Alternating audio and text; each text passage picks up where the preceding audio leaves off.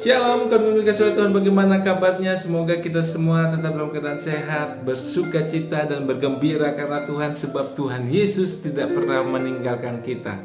Kawan-kawanku yang dikasihi oleh Tuhan, beberapa tahun lalu ada dua lagu yang menggambarkan tentang hubungan yang cukup terkenal dan sering kita dengar. Mungkin sebagian besar dari kita pernah mendengarkannya juga.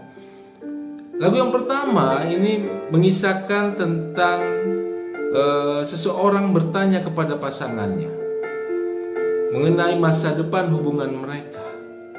Karena dalam menjalani hubungan mereka ada ketidakseriusan, tidak ada komitmen. Jadi tidak jelas hubungan itu hubungan seperti apa. Apakah akan dipertahankan seperti ini atau mau meningkat yang lebih baik lagi, atau mau meningkat yang lebih serius lagi. Nah, itu lagu itu kemudian diberi judul mau dibawa kemana. Sementara pada lagu yang kedua seakan-akan menjawab lagu yang pertama. Pada lagu yang kedua, liriknya itu kemudian berkata, sudahlah kita berteman saja, jangan meminta lebih. Kita berteman saja, tapi kita berteman tapi mesra. Nah, kawan-kawan dikasih oleh Tuhan, dan hubungan kita dengan Tuhan pun kita akan melihat bagaimana sebenarnya. Apakah kita sudah benar-benar serius dengan Tuhan?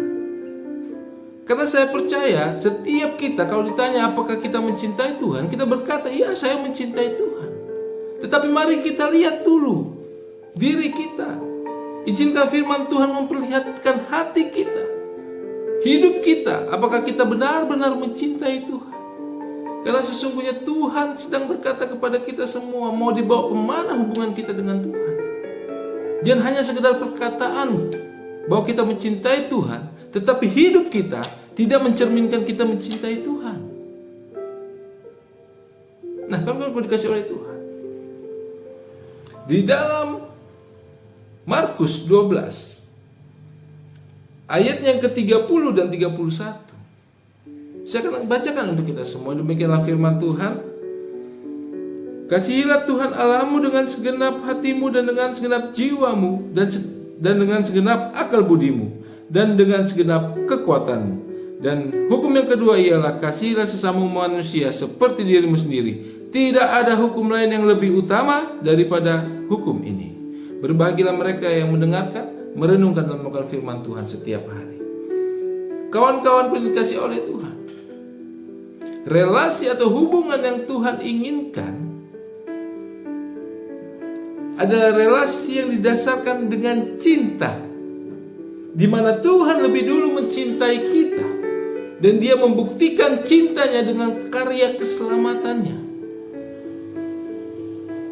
Hal yang sama pun, kalau kita berkata kita mencintai Tuhan, maka harus ada bukti cinta kita kepadanya. Firman Tuhan berkata tadi, hal yang paling utama yang Tuhan kehendaki adalah kasihilah Tuhan Allahmu, cintailah Tuhan Allahmu, dan kasihilah sesamamu manusia, cintailah sesamamu manusia. Dua hukum yang paling utama, dua hal yang paling utama. Dengan kata lain, kalau motivasi hati kita dalam melakukan firman Tuhan, dalam melakukan hukum-hukumnya Tuhan, bukan karena cinta kepada Tuhan, maka sesungguhnya kita sedang membuat diri kita berlelah-lelah. Kita sedang membohongi diri kita. Mengapa demikian? Karena sesungguhnya akan ada titik di mana kita merasa lelah, tidak mampu. Tapi kalau didasarkan oleh cinta, maka kita akan sungguh-sungguh melakukannya untuk menyenangkan pribadi yang kita cintai. Oleh karena itu, tidaklah heran kalau misalnya saat ini banyak anak-anak Tuhan yang mengaku dirinya mencintai Tuhan, tetapi ketika Tuhan berkata, ayo ikut aku, sangkalah dirimu, pikulah salibmu, lalu ikutlah aku. Kita kemudian berpikir, aduh berat sekali, aduh itu kayaknya tidak mungkin. Bukankah kita sedang berkata kepada Tuhan, udahlah Tuhan, jangan minta lebih daripada aku cukup beribadah saja kepadamu, aku nyanyi-nyanyi puji-pujian di dalam gereja, tetapi di luar gereja jangan minta lebih. Bukan kita sedang berkata seperti itu. Kita menempatkan Tuhan sebagai teman tapi mesranya kita. Yang kita butuhkan, kalau kita ingin senang, Tuhan berkatilah usahaku biar jadi besar. Tuhan berkatilah hidupku agar menjadi terkenal. Berkatilah pelayananku agar besar kemana-mana. Untuk siapa? Bukan untuk Tuhan, tapi untuk membesarkan dirinya, untuk menyenangkan dirinya.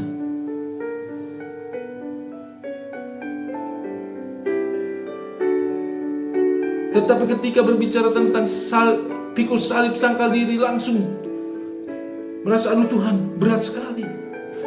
Mengapa? Karena hati kita sebenarnya tidak mencintai Tuhan. Karena sesungguhnya sangkal diri, pikul salib, dan mengikut Tuhan adalah bagian dari bukti cinta kita kepada Tuhan. Karena cinta adalah tentang pengorbanan, kawan. Kalau tanpa pengorbanan, itu bukan cinta, itu keegoisan. Tidak ada cinta tanpa pengorbanan. Cinta pasti dengan pengorbanan. Sangkal diri, pikul salib, ada pengorbanan kita untuk hidup yang mencintai Tuhan. Oleh sebab itu jangan dipersulitlah kita memahami pikul salib dan sangkal diri ini untuk dalam mengikuti Tuhan. Itu adalah bukti cinta kita. Setiap orang yang mencintai Tuhan, pasti dia akan sangkal diri, pasti dia akan pikul salib, hanya karena dia mencintai Tuhan.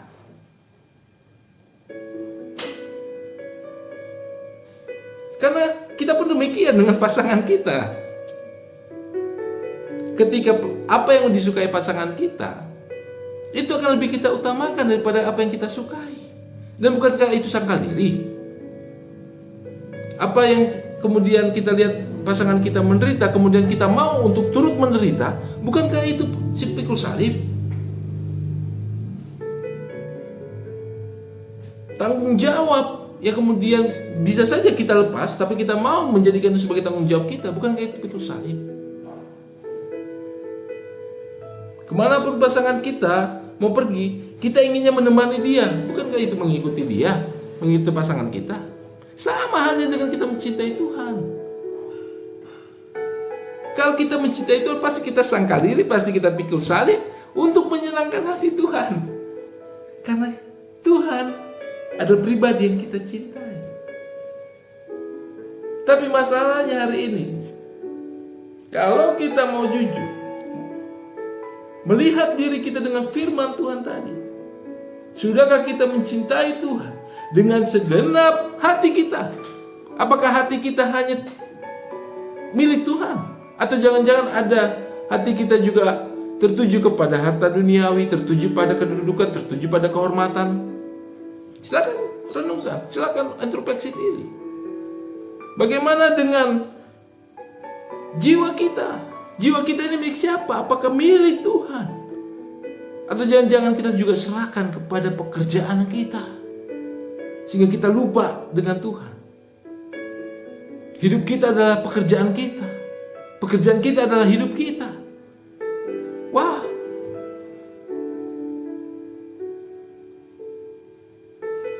Apakah kita juga menggunakan akal budi kita hanya untuk Tuhan, memikirkan apa yang Tuhan kehendaki, memikirkan ini Tuhan kehendaki nggak ya, ini Tuhan sukai nggak ya, merenungkan setiap pekerjaan Tuhan dalam hidup kita. Kita gunakan nggak akal budi kita untuk Tuhan,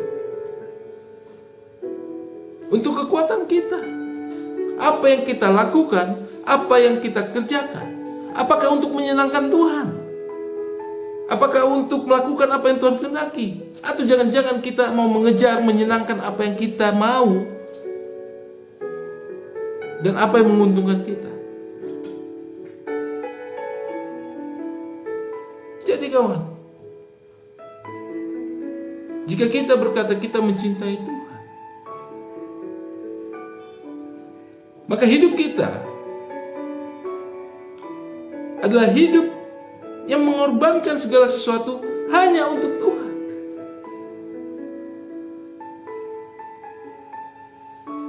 Hanya untuk menyenangkan Tuhan. Tidak lebih. Jadi kalau kita berkata kita mencintai Tuhan, tetapi kemudian hidup kita tidak pernah mau menyenangkan hati Tuhan, maka kita sedang berdusta, dan bertobatlah kawan. Ayo kita belajar yuk. Kalau kita berkata kita mencintai Tuhan, ayo kita belajar untuk hidup yang mencintai Tuhan. Kesampingkan keinginan-keinginan kita. Kejar apa yang menjadi keinginan Tuhan. Itulah sangkar diri. Kalau Tuhan bilang cukupkan diri, ya udah jangan berharap kekayaan duniawi, tapi nikmatilah pertolongan Tuhan setiap waktu, penyertaan pemeliharaan Tuhan setiap detik hidup kita. Kalau Tuhan kasih tanggung jawab pelayanan, kalau Tuhan kasih tanggung jawab pekerjaan, tanggung jawab sebagai suami, tanggung jawab sebagai istri, sebagai orang tua, lakukan karena takut dan cinta kepada Tuhan.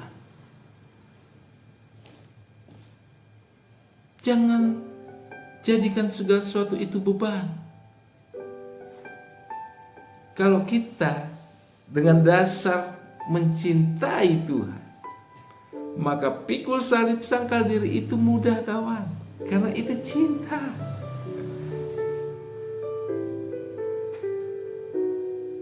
Ya kita bisa kan, gak membeli apa-apa hanya untuk membeli sesuatu untuk pasangan kita. Itu namanya sangkal diri. Kenapa kita gak bisa untuk Tuhan? Karena kita gak pernah mencintai Tuhan. Jujurlah, kalau orang-orang mencintai Tuhan atau mau membangun hidupnya belajar mencintai Tuhan, dia akan melakukan itu. Oleh karena itu kawan-kawan dikasih oleh Tuhan, mari hari ini Tuhan sedang bertanya kepada kita, mau dibawa kemana hubungan kita? Apakah kita masih menempatkan Tuhan sebagai teman tapi mesra kita? Atau kita memutuskan pada hari ini, baik Tuhan, aku mau belajar mencintai Engkau.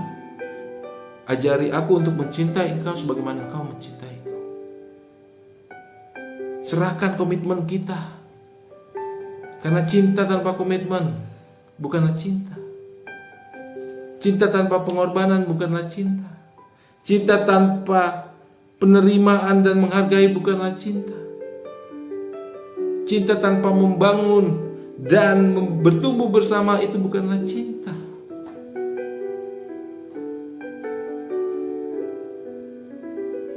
Jadi kalau dikasih oleh Tuhan, mari